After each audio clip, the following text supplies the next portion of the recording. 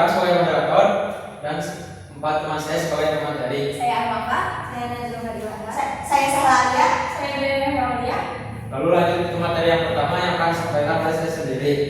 Kesenjangan waktu dalam pelayanan rekam medis. Standar pelayanan minimalnya yaitu 10 menit. Realita operasionalnya, waktu penyediaan di lapangan sering melampaui batas standar kelayakan. Lalu untuk dampak berantainya, keterlambatan mengganggu ritme kerja dan kelancaran tugas dokter serta perawat di poliklinik. Lalu untuk risiko reputasinya, menurunkan tingkat kepuasan, kepercayaan masyarakat dan daya saing fasilitas kesehatan. Lalu untuk fokus evaluasinya, mengukur kepuasan tenaga medis, dokter dan perawat sebagai pengguna langsung jasa rekam medis.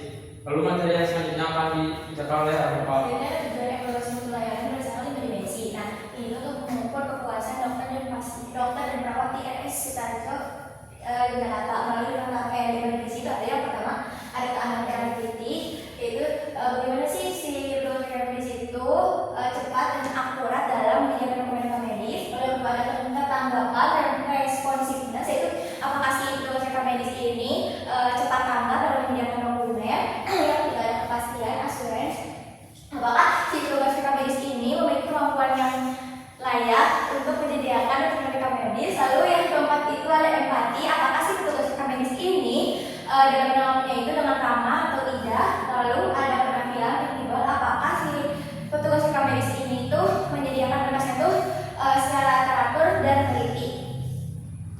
Lalu selanjutnya itu menggunakan analisis kuantitatif. Yang pertama, nah ada di saya ini maksudnya ada rencananya yang tadi karena menggunakan metode kualitatif. Lalu di sini tuh menganalisisnya dalam satu waktu, jadi tidak berbulan-bulan, dan fokusnya itu pada perbandingan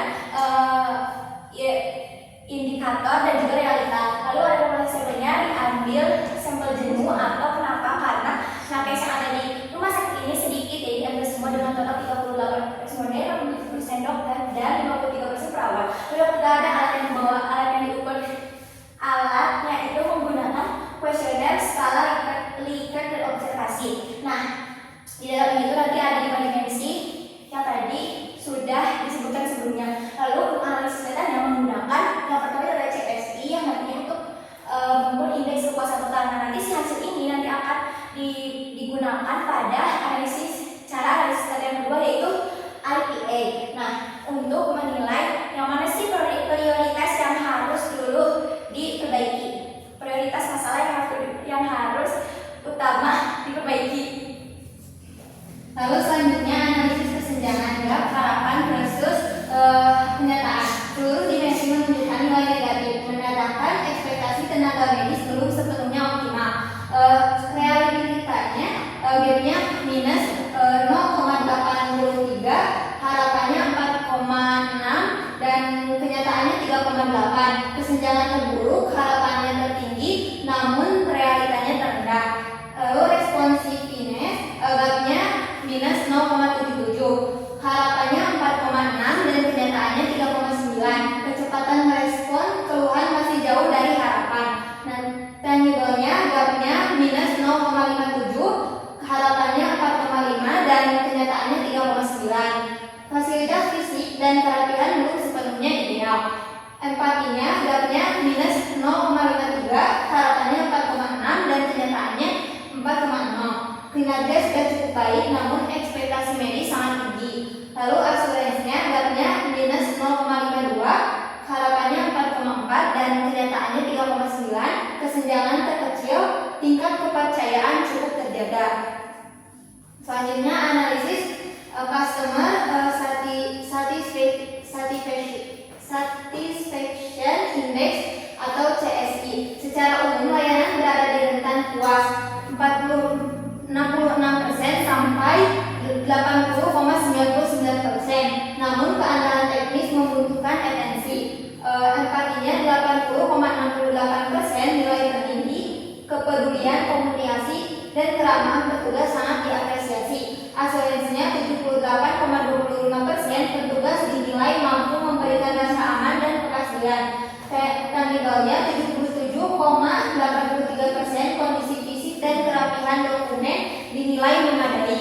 Lalu responsiveness-nya 77,5%,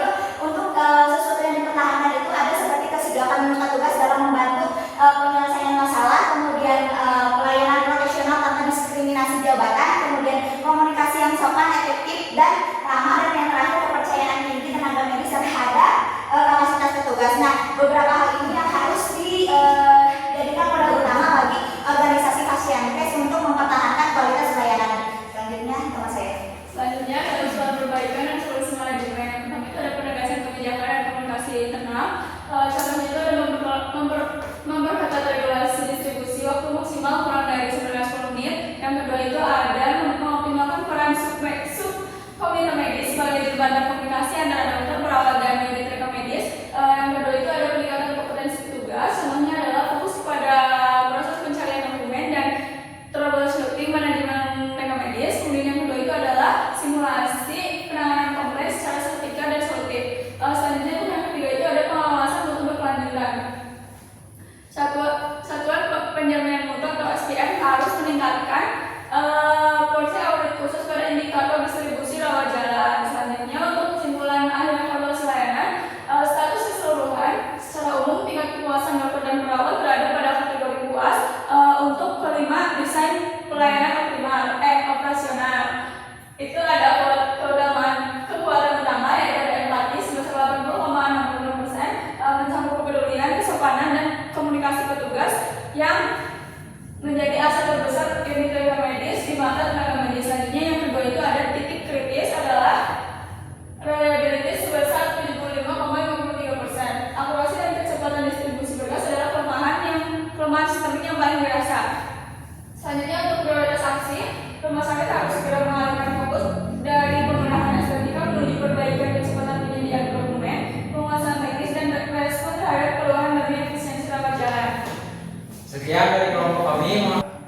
Silakan bila ada yang mau bertanya. Ingin bertanya, apakah tingkat kepuasan pasien dapat dijadikan satu-satunya indikator kualitas pelayanan rekam medis? Mengingat pasien mungkin tidak memahami aspek teknis seperti akurasi coding atau kelengkapan dokumen. Terima kasih. Izin bertanya juga, apakah tingkat kepuasan pasien dapat dijadikan satu-satunya indikator kualitas pelayanan rekam medis? Mengingat pasien mungkin tidak memahami aspek teknis seperti akurasi coding atau kelengkapan dokumentasi. Terima kasih.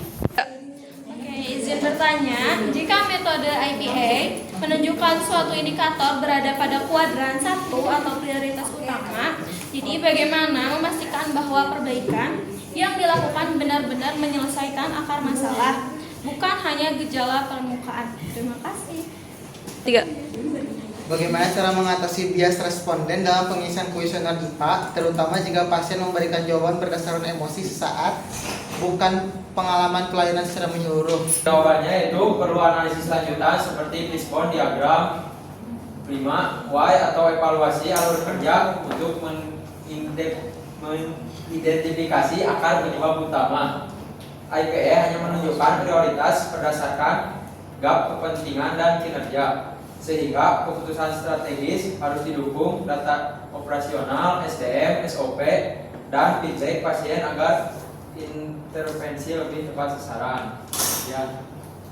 Baik, saya akan menjawab pertanyaan nomor 2. Jadi pertanyaannya itu, kepuasan pasien itu tidak dijadikan sebagai satu-satunya indikator kualitas pelayanan rekam medis. Kenapa? Karena kepuasan pasien itu lebih menggambarkan pengalaman pasien ketika mendapatkan pelayanan rekam medis gitu, bukan kualitas teknis secara sepenuhnya gitu. Jadi evaluasi itu harus dikombinasi dengan kualitas yang objektif. Contohnya itu seperti ketepatan pengkodean, kemudian waktu pelayanan, kemudian kelengkapan rekam medis, dan kepatuhan terhadap standar. Agar apa? Agar pelayanannya itu lebih komprehensif. Mungkin segitu. Baik, izin menjawab pertanyaan dari saya.